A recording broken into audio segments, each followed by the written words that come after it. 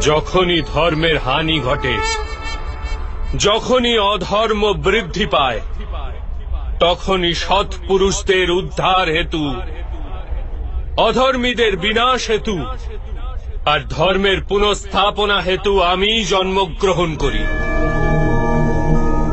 এ প্রত্যেক যুগে হয়ে আসছে আর আগামীতেও এই রূপই হবে।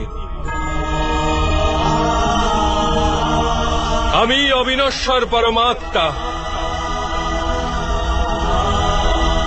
আমি মৎস্য অবতার আর আমি বামন অবতার।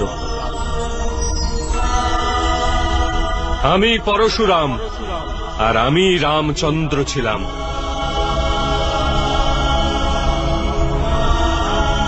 আমি ব্রহ্মা, বিষ্ণু আর মহেশ্বর।